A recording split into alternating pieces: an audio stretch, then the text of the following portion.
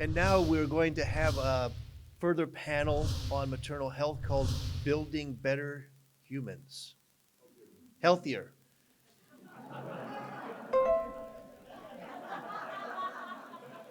Coming from a priest, that's so. Morad, please. Can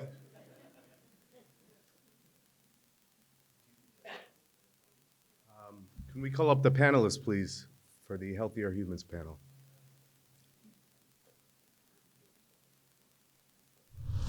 Thank you.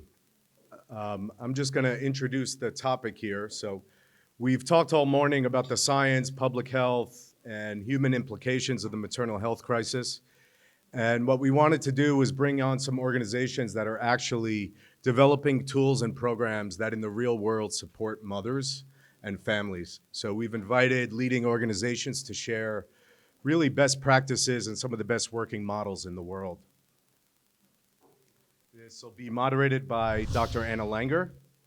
And if you'd like me to read off the list. Here are our panelists. We have Dr. Emmanuela Gakidou from IHME joining us. Olesya Struk from Philips, Senior Director of Sustainability. Rick Ridgeway, Vice President, Public Engagement at Patagonia. And Elizabeth Keith of Dignity Health, Executive Vice President of Sponsorship and Mission Integration. Thank you all for being here. It's wonderful to have you here. I would like to invite each of you to say in a few minutes, maybe 3 or 4 minutes, a little bit about your work and your organization, and in what way you are making a difference in the real world, because that's the focus of this panel. And then we will talk among us about how to connect the dots and maybe build some collaborations among these multi-stakeholder panel represented here. So in the order we have you in the program, Emmanuela, the floor is yours. Thank you, Anna, and thank you very much for having me here. I'm Emmanuela Gakidou with the Institute for Health Metrics and Evaluation. My colleague Allison Tracy spoke earlier today, so you saw some of the numbers that we produce. So we're essentially the numbers and the metrics people. We're driven by the belief that we need better data to make decisions, particularly in the case of maternal health. This is super important. And we don't really want to emphasize whose numbers to use or whose numbers are better. All the numbers show the same thing. Essentially, there are about 200,000 women that die every year from pregnancy-related causes. And that is about 200,000 too many. We also have about 5 million children that die before their 5th birthday. So if part of those 200,000 women survived, there is very strong indication and very strong evidence that a lot of those 5 million children that die before their 5th birthday would also make it. Now, what is exciting about this problem and this challenge is that we know how to address it. We also know where it is. So if you look across the world, there are 5 countries that collectively make up about half of those deaths. So between India, Pakistan, Nigeria, the DRC, Democratic Republic of the Congo, and Ethiopia, about half of the maternal deaths happen in those 5 countries. Now, my field is health and health measurement. There's no other problem in the world that is as concentrated as the problem of maternal health. So if Humanity 2.0 wants to take on this challenge, it's a great challenge to take on, and it's a great challenge for which we can show results. Now, there are some things that we don't measure so well. So we know deaths and we know what makes women sick. What we don't measure as well, and the area of metrics could certainly improve on, is what else happens when these events happen. So, for example, there are a lot of non-health associated impacts of a maternal death or of a woman being sick that we don't capture in accurate and metrics that people outside of the field of health care about.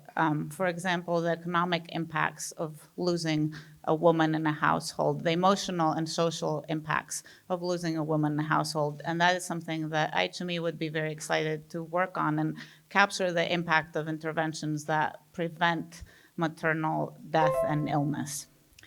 Now, in terms of what can be done about it, we know a lot of interventions. I think there's no group in the world better positioned than the Catholic Church network to take on this challenge. The interventions to improve maternal and child health span from healthcare, and we heard that over 20% of healthcare facilities globally are affiliated with the Catholic Church network. Education, there are 140,000 schools that are through the Catholic Church network. And what we know is that for every year that a woman spends in school, the child mortality rate goes down by about 10%. Now, that is a staggering number. So if through the Catholic Church network and Humanity 2.0, we can improve healthcare, we can improve education for women, and also have the impact on the community, because a lot of the interventions that need to happen are at the community level. We can jointly solve the problem and address this challenge. Thank you very much.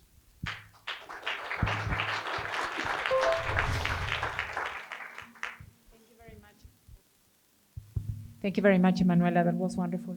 Olesya, over to you. Hello, my name is Olesya Struk. I'm working for Philips company, and we are in a health tech.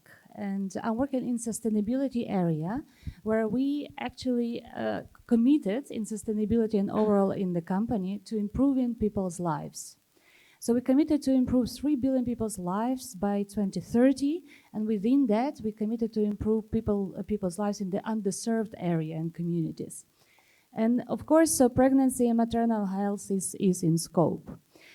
Because in the health stack, also with our customers and partners, we see so many unused resources or wasted resources, at the same time so many gaps and unaddressed areas. So we can use those resources much more purposefully if we collaborate. It really extends the field of collaboration across the borders and functions. Let me give you an example. In Africa, the evidence that maternal and pregnancy health and safety is not only a medical issue, it's a social issue. And this evidence is most acknowledged, right? So in Philips, we had our innovators living in the areas, in the rural, remote areas, where pregnant women, in order to get to the healthcare facility, they need 2 weeks. 2 weeks to travel, to stay, to come back. But they work in the agricultural setting, so they cannot really get this 2 weeks. And for this, then we teamed up with communities, with local healthcare ministry, with other facilities, and set up the community life centers, which is 2 buildings, access to water, clean water supply, electricity powered with solar energy, and with that, medically trained practitioners, basic medical technology, and also where possible is the backbone technology platform for this. So each of those units, it takes time and a huge collaboration, but we are firm believers in this. And if you find an economically sustainable model that it can be scaled up, I believe it's a great power that we can utilize all together. And that's why the project that Morad presented and team resonates very much. Thank you very much. That was wonderful. The role of technology and the impact that technology can have on maternal health. Rick, over to you. So I work with the outdoor clothing company Patagonia. We're still a privately held company based in the United States, but operating globally. And because we're private, our founding owners tell us that we get to do what we want to do. And what they want to do, and what all of us at the company want to do, is use our company for the higher purpose of promoting environmental protection and social justice. That is why we are in business. And in terms of social justice, that justice begins with our own employees. And we have a suite of family support policies that help our families to avoid what is often the difficult decisions between their work lives and their private lives by breaking down the barriers so that there are no trade-offs. You know, first of all, we give our young mothers, our employees who are pregnant, 16 weeks of paid maternity leave after the birth of their children. And we also pay their spouses 12 weeks of paid paternity leave. Then when they come back to work, if a woman has to travel for her job, then we pay for a caregiver to go with her so that she has child support while she's traveling. And then when she comes back to work, we have the most developed on-site child development and education center of any company that I've ever known. Now, companies often hear this and go, how can you afford to do that? We've been in business for about 45, almost 50 years now.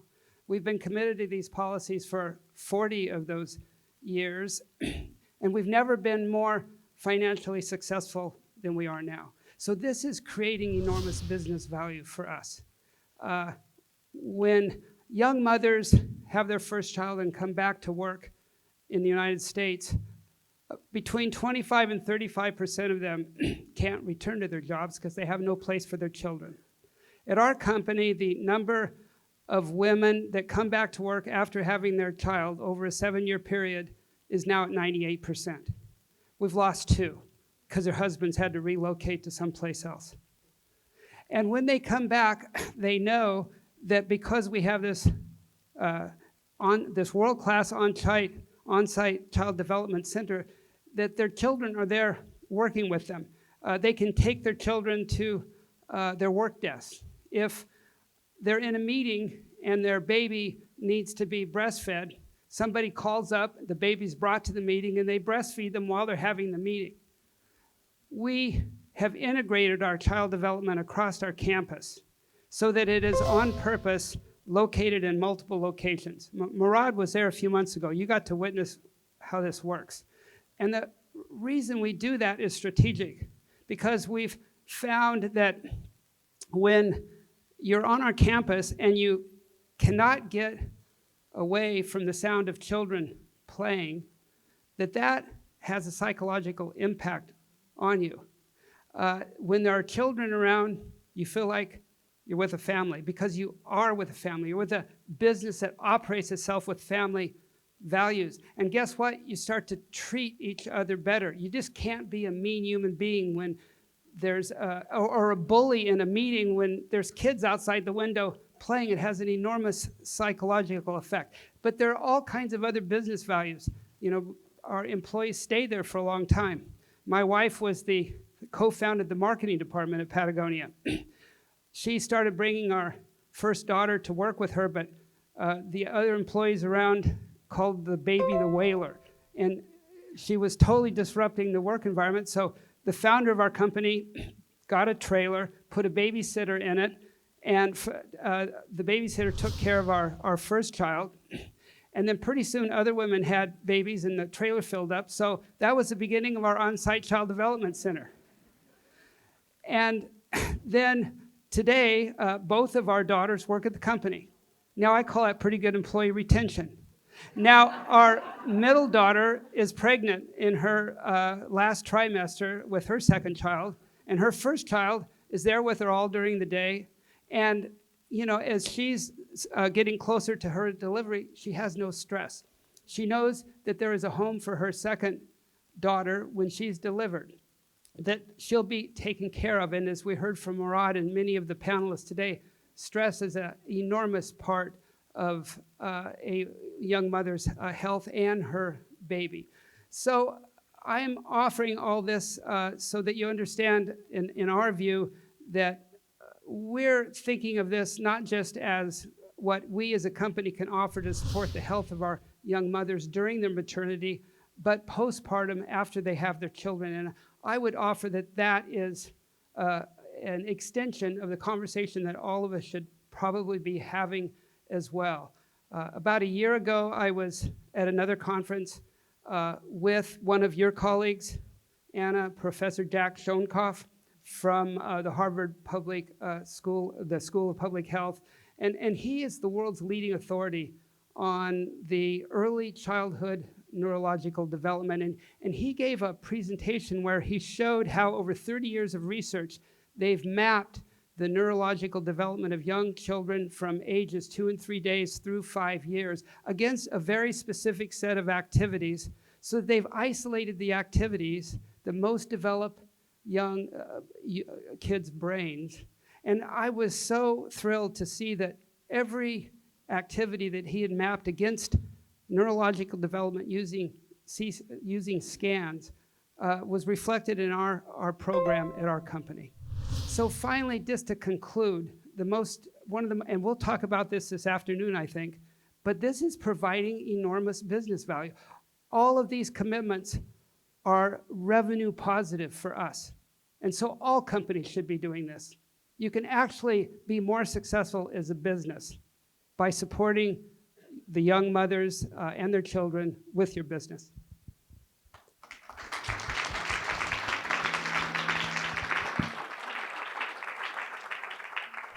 Thank you so much, Rick, for emphasizing the joy of motherhood and family building. That's wonderful, and that's something that we sometimes forget about. And also for emphasizing how investing in women and children pays off. So now over to you, Liz. Thank you. I must share what a humbling experience it is for me to be here after being part of the ministry of the church and as a mission leader for over 20 years. To be here in this sacred space is quite humbling. And as I was sharing with Jenny earlier, I couldn't help but notice the artwork in here and how it doesn't really it's not rocket science. It's human. Every portrait or painting shows the touching of mother and child, and it's just so it's not rocket science. It's pretty basic stuff. So it's been going on for thousands of years, so we can do this. I want to tell you a little bit about Dignity Health and then what the new development that happened as of February 1st. Dignity Health is a Catholic ministry, is part of 25 hospitals that are Catholic and 14 that are other than Catholic. And our mission is to further the healing ministry of Jesus and to advocate for those that are disenfranchised and poor, and also to advocate and to identify needs and to respond to the needs, and all through in response to the gospel that we are taught. And that's what our call is to respond to the needs of people in our communities where we serve. So Dignity Health serves in California, Nevada, and Arizona, and approximately 60,000 employees. But something happened that we were able to close a ministry alignment with Catholic Health Initiatives in February, thus making us now the largest Catholic system in the United States. We're now 160,000 employees across 21 states in the United States, and over 25,000 clinicians, which basically makes us an entity or a ministry that could serve 1 in 4 in the United States. So our approach to what I really wanted to emphasize as we have this conversation is our approach to building healthy communities, and the 3 pillars that we find extremely important, because it is through our collaboration and partnerships and our relationships that we build with people that we serve within communities. And then third, the innovation piece. We cannot operate and be relevant if we're not keeping up with technology. So those are the 3 pillars that we think of when we're partnering and considering building healthy communities. I think I'd like to share a couple of examples when we get further in discussion. Would you want me to do that now? Okay. Well, 2 in particular with maternal health services. And again, I'm speaking only about Dignity Health because the birth of Common Spirit Health is only since of February 1st. But of the 43 hospitals within Dignity Health, 29 of them have maternal services. And in those, what we did is we provided through our foundation, funded a postpartum depression initiative. And this was an initiative that we felt that if women were immediately, when they were identified at pregnancy, and then tracked them through their pregnancy, and then at the end to have the study done to see where they were in their postpartum depression and be able to track it and then identify that women that were in postpartum depression needed somewhere to be identified for further consultation. And so that was one of our major initiatives with postpartum depression, because we felt that it's such a stigma for women to talk about it. It's not received well. We felt that we just had to really just amplify and bring the awareness and provide material, printed material that would say, if I'm not feeling well, I need to speak out. And that's what the material was all about, is that it's okay to say that you're not feeling well or you're depressed. And it was part of our overall initiative as we continue to develop our postpartum depression initiative. Thank you very much, Liz, for highlighting the role of faith-based organizations and emphasizing, as the president of Malta did, the role of perinatal depression as a major issue that affects both mothers and children. So while you were all speaking, I was thinking that something we owe to Morad is to develop together an action agenda. So I was distilling a few points that you all made that are critical for the field of maternal and child health. Let me start by mentioning disparities that in one way or the other you all mentioned. You talked about disenfranchised populations, you talked about countries that were particularly vulnerable. So I would like you to have that in mind as one point for my question to the panel. Then you talked about sustainability. That's another big issue that we face in the field of maternal and child health. Maybe we have a wonderful project, and the project shows a lot of impact, but once the funding goes away, well, that impact is not sustainable anymore. So that's another very important issue. You talked about the integration of roles that women have in the family and in society, and how poorly supported that integration is by policies. I mean, you are very lucky, you and your family and so many others, to be working in a place where that integration is made possible, but that's something that women struggle with all over the world, and families, how to play those multiple roles in the most effective ways. And of course, Emmanuela, you talked about measurement. We all need to show that whatever we do has an impact and has an effect, and we also need to gather data to make the adjustments that are needed.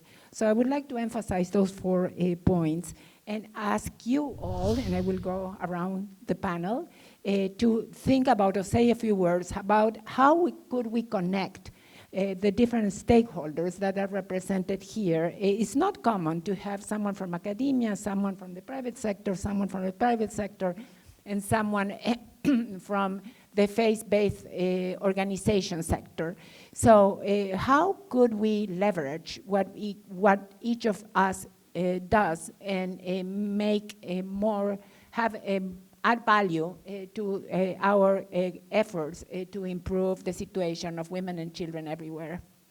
I don't know if it's too complicated, but feel free to just share some thoughts with us, and I don't know who would like to start.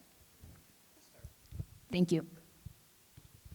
Well, one of the taglines that we have is human kindness, and I think it's something that resonates with all of us, is that we can start from there. And if you were to look us up, we have a lot of ads about Hello Human Kindness and how basic it is. It's the very common acts of kindness that we can do every day. So I think that's one that we, across the panelists, that we have in common, is that we all desire to be part of the solution of creating a healthy community and creating a community that's where people are flourishing. One of the things that we do is through our community health needs assessment, and that's through our partnerships. We identify the needs of our communities to address the disparities in our communities, and it's through our investments and our grants that we provide in our communities to address local projects and identify the identified needs of that particular community. And it's through our community health programs, such as asthma and diabetes. So I really think that if we begin to see this as a mind, body, spirit interconnectedness, that we're all interconnected, regardless of where it is that we live. And if we see that when one person is hurting, regardless, we all hurt. So I think that's a very basic beginning for us. A few words to add to that. I fully agree. It's also community-based, needs to be community localized. At the same time, the topic, the goal set is a global that resonates with all and across the different sectors. So that's wonderful. And in our view, we need to work together on transforming the healthcare overall, globally and locally. And this is the scope which is here is also a bit broader than healthcare. It is the environment.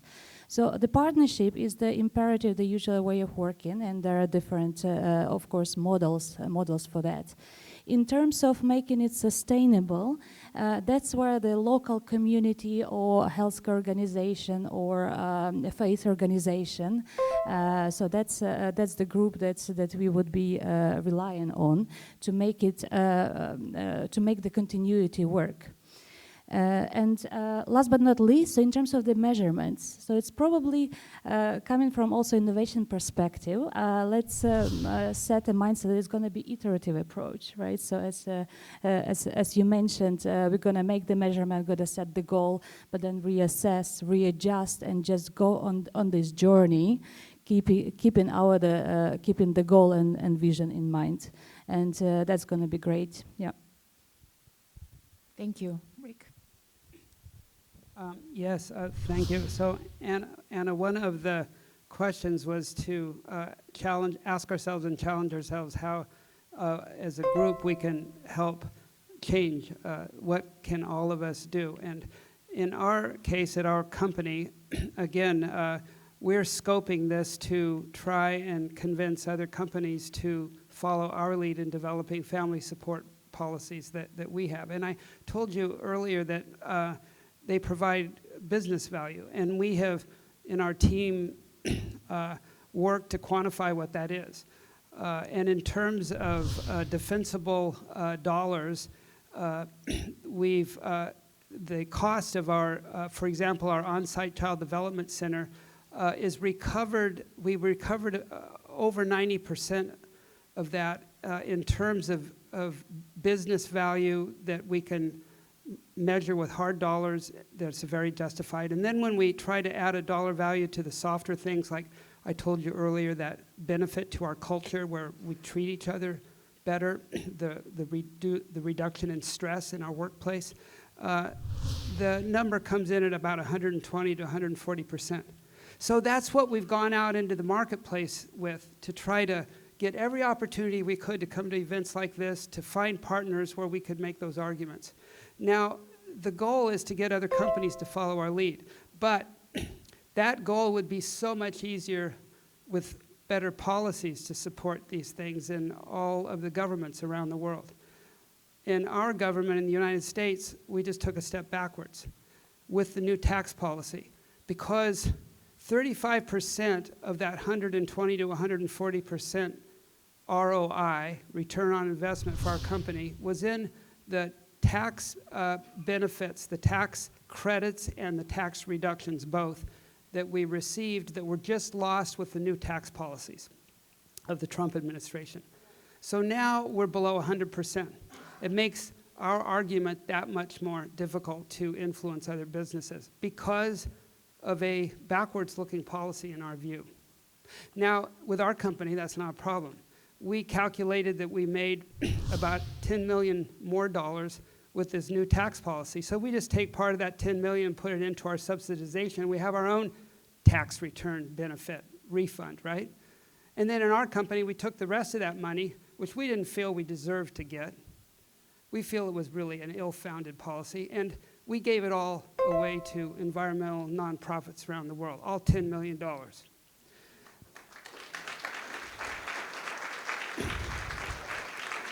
And we still have the highest profit percentage of profit for our business in our 50-year history right now, despite doing all this. So if any of you in the room can find an audience for our little company in California to be able to speak to other businesses and to speak to other governments to institute better policies and to encourage them, the leaders in these other companies, to know that this still creates business value despite policy setbacks. We're available and willing to engage. Thank you. I think this is on.